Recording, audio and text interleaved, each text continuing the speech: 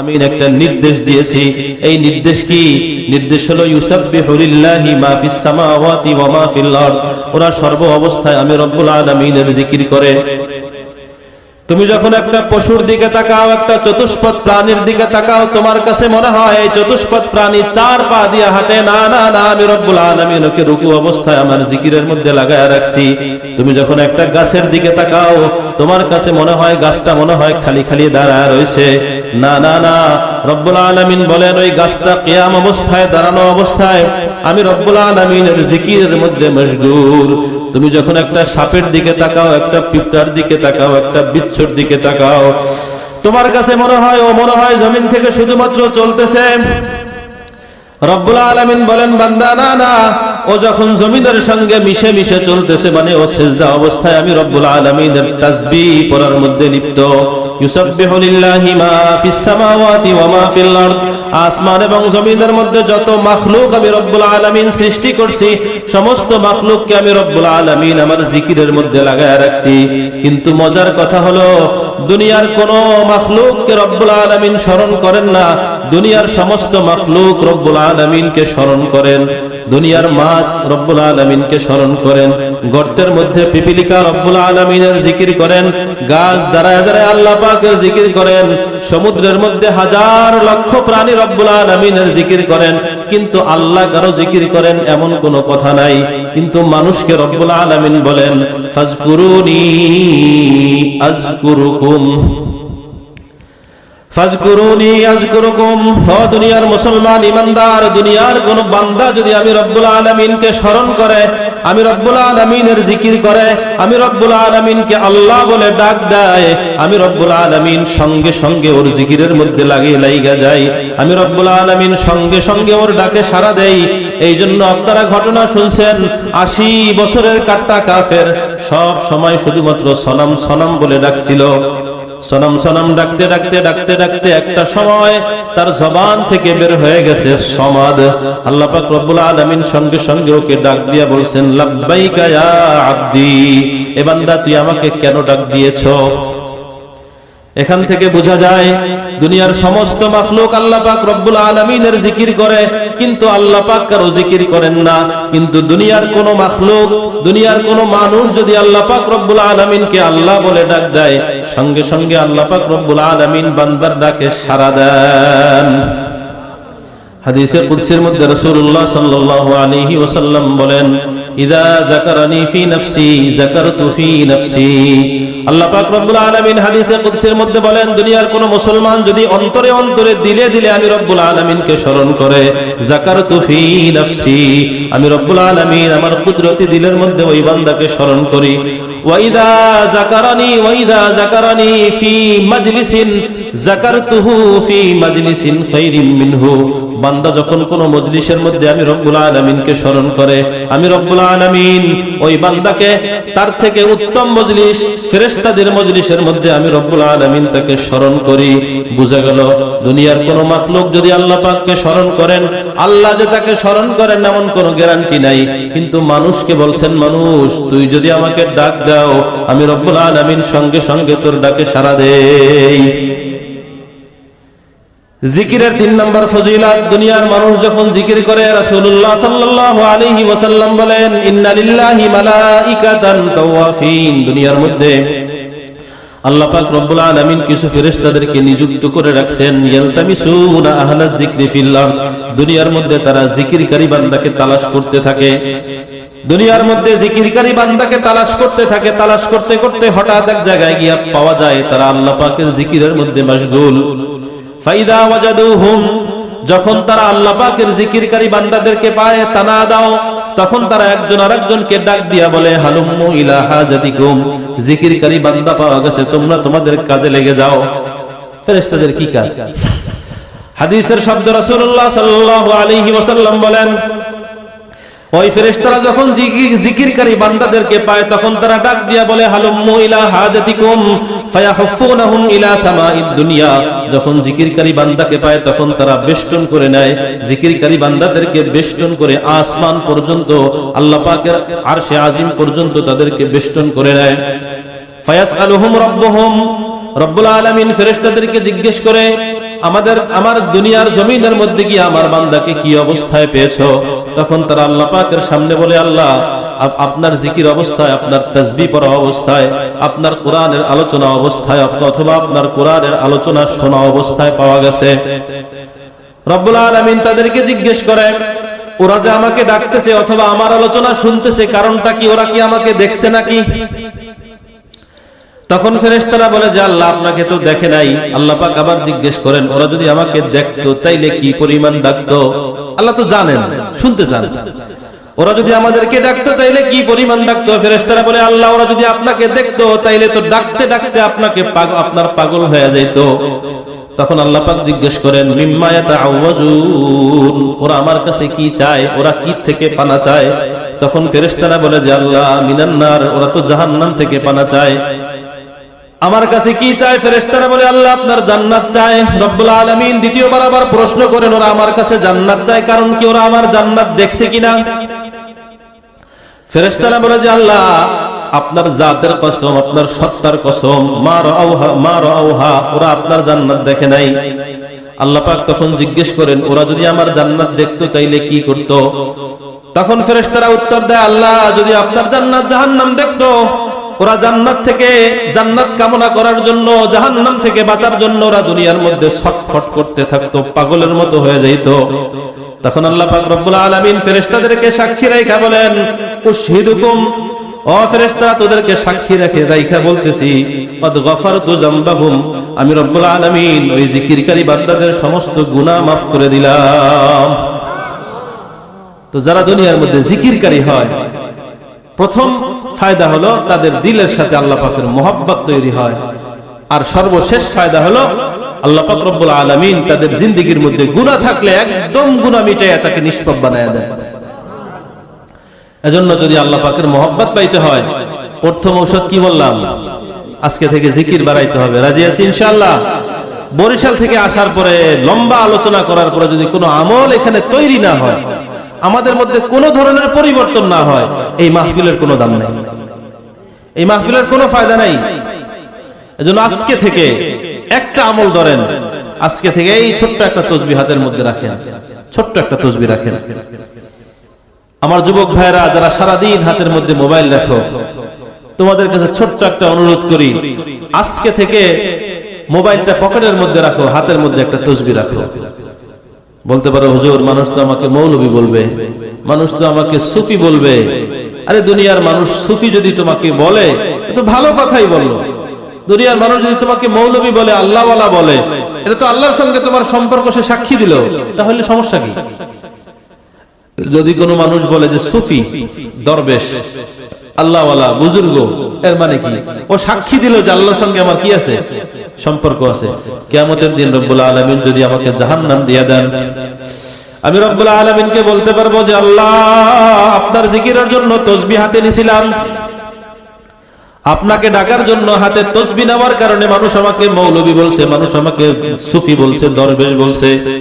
আজকে আপনি আমাকে জাহান্নাম দিচ্ছেন। দুনিয়ার মানুষ তো আমাকে আল্লাহ বলে বলে সার্টিফিকেট দিছিল, আপনি জাহান্নাম আজকে কেন দিবেন? বলতে পারবো না? পারবো না। এজন্য যুবক ভাইদেরকে বলবো, আজকে থেকে মোবাইল পকেটের মধ্যে রাখো, ঘরের মধ্যে রাখো, হাতের মধ্যে তাসবিহ নাও। বৃদ্ধ বাবাজিদেরকে বলবো, ছোট্ট একটা তাসবিহ রাখেন, আল্লাহ পাকের নাম গোনার জন্য না। এই তাসবিহ হাতে থাকলে আল্লাহ পাকের কথা স্মরণ আইসা যায়। কথা বলতে থাকবেন, দেখবেন যে তাসবিহ চলতেছে, সমস্যা নাই। আবার যখন কথা বন্ধ হয়ে যাবে, অটোমেটিক আল্লাহ পাকের জিকির মুখের মধ্যে আইসা যাবে। এজন্য আল্লাহ পাকের সঙ্গে বন্ধুত্ব করার জন্য প্রথম ঔষধ কি বললাম? বলেন, প্রথম ঔষধ কি বলছি? আল্লাহ পাকের জিকির। وقال رسول الله صلى الله تعالى عليه وسلم يا أبا هريرة اتق المحارم تكن عبد الناس। দুনিয়ার কোন মানুষ যদি আল্লাহ পাক রব্বুল আলামিনের বন্ধু হতে চায়, দ্বিতীয় নম্বর ঔষধ হলো ইজতিনাব আন হুরমাতিল্লাহ, আল্লাহ পাক রব্বুল আলামিনের সমস্ত নাফরমানি থেকে নিজেকে মুক্ত রাখা, আল্লাহ পাক রব্বুল আলামিনের সমস্ত নিষিদ্ধ কাজ থেকে নিজেকে মুক্ত রাখা। রাসূলুল্লাহ সাল্লাল্লাহু আলাইহি ওয়াসাল্লামের আদরের সাহাবী হযরত আবু হুরায়রা রাদিয়াল্লাহু আনহুকে একবার রাসূল হাত ধরে বললেন, ইয়া আবা হুরায়রা, ও আবু হুরায়রা, আমি তোমাকে মহব্বত করি, আমি তোমাকে ভালোবাসি, একটা নসিহত তোমাকে করি, শোনো আবু হুরায়রা, ইত্তাকিল মাহারিম তাকুন আবাদান নাস। আবু হুরায়রা, দুনিয়ার মধ্যে একটা কাজ করো, সেই কাজটা কি? একটা কাজ হলো ইত্তাকিল মাহারিম, দুনিয়ার মধ্যে হারাম কাজ ছেড়ে দাও, আর কোনো কাজ তোমার করা লাগবে না। ইত্তাকিল মাহারিম, আল্লাহ পাক রব্বুল আলামিনের নাফরমানির কাজ ছেড়ে দাও, হারাম সমস্ত কাজ ছেড়ে দাও। তাকুন আবাদান নাস, দুনিয়ার মধ্যে সবচেয়ে বড় ইবাদতকারী তুমি। তাহাজ্জুদ যদি এক রাকাত নাও পড়ো, জিকির যদি একবারও না করো, আল্লাহ পাককে যদি একবারও না ডাকো, শুধুমাত্র হারাম কাজ ছেড়ে দেওয়ার কারণে আল্লাহ পাক রব্বুল আলামিন তোমাকে আল্লাহ পাকের লিস্টের মধ্যে, আল্লাহ পাকের দরবারের মধ্যে সবচেয়ে বড় ইবাদতকারী বানায় দিবেন। এজন্য হারাম কাজ, হারাম কাজের লম্বা আলোচনা, ওইদিকে আমি যাব না। হারাম কাজের লম্বা আলোচনার দিকে আমি যাব না, শুধু এতটুকু, হারাম কাজ আজকে থেকে ছেড়ে দেব, রাজি আছি ইনশাআল্লাহ। আল্লাহ পাকের নাফরমানির কোনো কাজ করব না। আল্লাহ পাকের নাফরমানির লম্বা আলোচনা আছে, কি ছাড়তে হবে, কিভাবে ছাড়তে হবে, ওই সময় নাই। বাস একটা ঔষধ, সেটা হলো আল্লাহ কোনো কাজ করতে নিষেধ করছেন, ওই কাজ আমি করব না। আল্লামা শিবলি নোমানী রহমতুল্লাহ আলাইহি অনেক বড় বিখ্যাত আলেম ছিলেন, 4000 কিতাবের হাফেজ ছিলেন। কয় হাজার কিতাব? 4000 কিতাব মুতালা করছেন আল্লামা শিবলি নোমানী রহমতুল্লাহ আলাইহি। ওনার একটা লম্বা কবিতা আছে, চুনি গুফতি শিবলি আলী এতেবার, চুনি গুফতি শিবলি আলী এতেবার কে খানদাম কুতুব হায় 4000। আল্লামা শিবলি নোমানী রহমতুল্লাহ আলাইহি নিজেকে লক্ষ্য করে বলেন, চুনি গুফতি শিবলি আলী এতেবার কে খানদাম কুতুব হায় 4000। আমি শিবলি নোমানী 4000 কিতাব মুতালা করেছি, 4000 কিতাব অধ্যয়ন করেছি। পছন্দ আমুদাম ই সুখুন চারে জোর। আল্লামা শিবলি বলেন যে 4000 কিতাব মুতালা করে, 4000 কিতাব অধ্যয়ন করে, চারটা কথা আমি বাছাই করেছি। দিগার হার চে খানদাম গুজাস্তা মাজুর, এই চারটা কথা ছাড়া যত কথা আমি পড়ছিলাম সমস্ত কথাগুলোকে ছেড়ে দিয়েছি, শুধুমাত্র চারটা কথা বাছাই করেছি। কয়টা? 4000 কিতাব মুতালা করে শুধুমাত্র চারটা কথা বাছাই করেছি। আল্লামা শিবলি নোমানী নিজেকে লক্ষ্য করে ওই চারটা নসিহত করেন। একে নফসে তাআত খুদায়াম বাকুন, এক নাম্বার নসিহত হলো, ও শিবলি, দুনিয়ার মধ্যে আল্লাহ পাকের গোলামি ছাড়া তোমার কোনো দাম নাই, আল্লাহ পাকের গোলামি ছাড়া তোমার কোনো মূল্য নাই, আল্লাহ পাকের গোলামি ছাড়া তোমার কোনো অস্তিত্ব নাই। একে নফসে তাআত খুদায়াম বাকুন ওয়াগারনা তামান্না আইনা নাশমাকুন, যদি আল্লাহ পাকের গোলামি না করতে পারো, আল্লাহ পাকের কোন নিয়ামতের উপরে তোমার আশা করার কোনো সুযোগ নাই, আল্লাহ পাকের কোন নিয়ামতের উপরে আশা করার তোমার কোনো অধিকার নাই, কোনো হক নাই। আল্লামা শিবলি নোমানী নিজেকে লক্ষ্য করে 4 নসিহত করছিলেন। এক নাম্বার নসিহত, একে নফসে তাআত খুদায়াম বাকুন, আল্লাহ পাক রব্বুল আলামিনের গোলামি করে কবরে যাও। দুম্বা সে পরহেজগার হারাম। দ্বিতীয় নম্বর নসিহত হলো, ও শিবলি, 4000 কিতাব মুতালা করে, 4000 কিতাব অধ্যয়ন করে চারটা কথা বাছাই করেছি। 2 নম্বর কথা, দুম্বা সে পরহেজগার হারাম। 2 নম্বর কথা হলো, আল্লাহ পাক রব্বুল আলামিনের কোনো হারাম কাজ, আল্লাহ পাকের কোনো নিষিদ্ধ কাজের মধ্যে নিজেকে জড়াইও না। এই জন্য 2 নম্বর নসিহত, আল্লাহ পাক রব্বুল আলামিনের কোন নিষিদ্ধ কাজের মধ্যে নিজেকে জড়াইও না। ওয়াগারনা, যদি সেই সুযোগ তোমার না হয়, আল্লাহ পাকের নাফরমানি ছাড়তে তুমি না পারো, বেরু আজ মুলুকে খুদাম, আল্লাহ পাক রব্বুল আলামিনের এই রাজত্ব থেকে বের হয়ে যাও। 3 নম্বর নসিহত, আল্লামা শিবলি নোমানী নিজেকে লক্ষ্য করে বলছিলেন, সুম্বা শিকানে বারিসকে কদর। 3 নম্বর নসিহত হলো, আল্লাহ পাক তোমাকে যেই পরিমাণ রিজিক দিয়েছেন, আল্লাহ পাক তোমাকে যেই পরিমাণ সুযোগ দিয়েছেন, দৌলত দিয়েছেন, ধন দিয়েছেন, আল্লাহ পাকের রিজিকের উপরে সন্তুষ্ট থাকো। ওয়াগারনা, যদি আল্লাহ পাকের এই রিজিকের উপরে সন্তুষ্ট থাকতে না পারো, বেরু আজ মুলুকে খুদাম, আল্লাহ পাকের এই রাজত্ব থেকে তুমিও বের হয়ে যাও। ওয়াগারনা তলবকুন খুদায়ে দিগার, অন্য একটা মালিক, অন্য একজন প্রতিপালক, অন্য একজন রব তুমি তালাশ করে নাও। 4 নম্বর নসিহত তিনি করছিলেন, সুম্বা শিকানে বারিসকে কদর, চাহারম গুনাহে মাকুন হিচে যা ওগরনা বেরুতা নবী নদ খুদা। 4 নম্বর নসিহত ও শিবলি, 4 নম্বর নসিহত হলো দুনিয়ার কোন জায়গায় আল্লাহ পাকের নাফরমানি করিও না।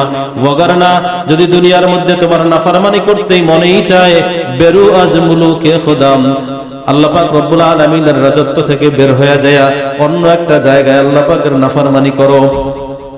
আল্লামা শিবলি নোমানী রহমাতুল্লাহি আলাইহি 4টা নসিহত করছিলেন নিজেকে।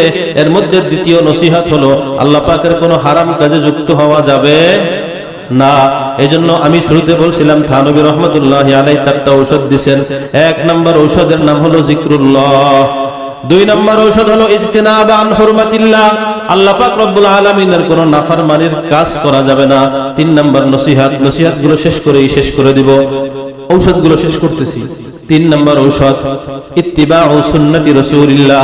দুনিয়ার কোন মানুষ যদি আল্লাহ পাক রব্বুল আলামিনের বন্ধু হতে চায়, দুনিয়ার কোন মানুষ যদি আল্লাহ পাক রব্বুল আলামিনের সঙ্গে বন্ধুত্বের সম্পর্ক তৈরি করতে চায়, তার জন্য 3 নম্বর ঔষধ হলো ইত্তিবাউ সুন্নতি রাসূলিল্লাহ, রাসূলুল্লাহ সাল্লাল্লাহু আলাইহি ওয়াসাল্লামের সুন্নতের অনুসরণ।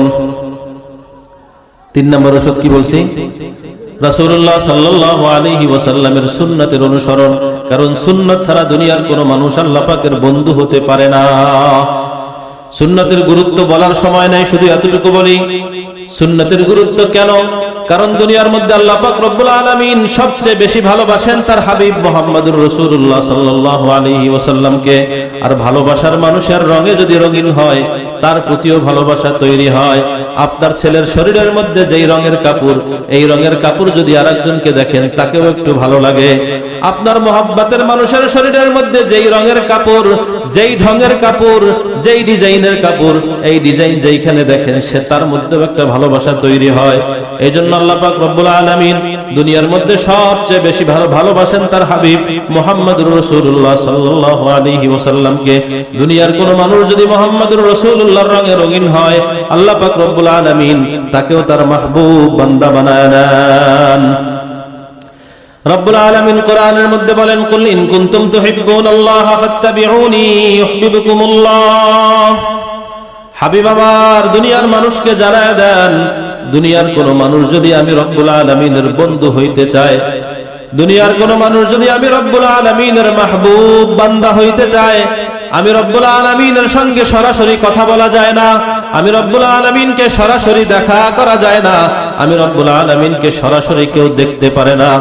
আপনি দুনিয়ার মানুষকে জানায় দেন, দুনিয়ার কোন মানুষ যদি আমার বন্ধু হইতে চায়, ওই মানুষটা যেন ফাত্তাবিউনি, আপনি রাসূলের অনুসরণ করে, আপনি রাসূলের জিন্দেগি ফলো করে নিজের জিন্দেগির মধ্যে হুবহু আপনার জিন্দেগিটাকে সেট করে।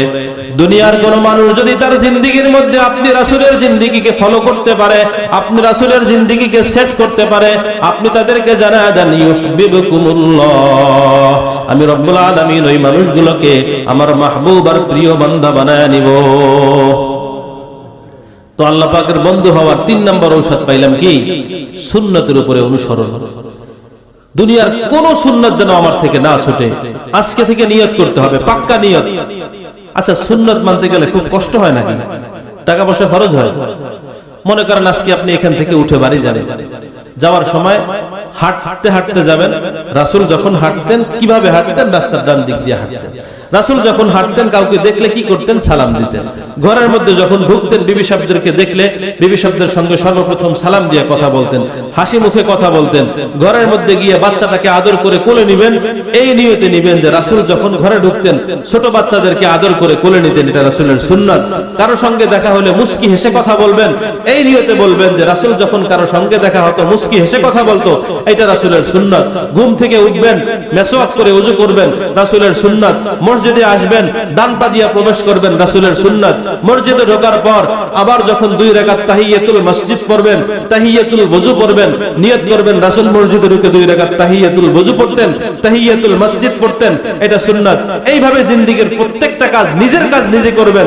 শুধুমাত্র একটু চাবিটা ঘুরায়া রাসূল কিভাবে করতেন ওইভাবে করলে আপনি আল্লাহ পাকের মাহবুব বান্দা হয়ে গেলেন।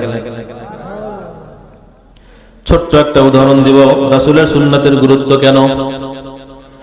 আমার ওস্তাদ ঘটনা শুনাইছেন, ঢাকার লালবাগ মাদ্রাসায় পড়তেন।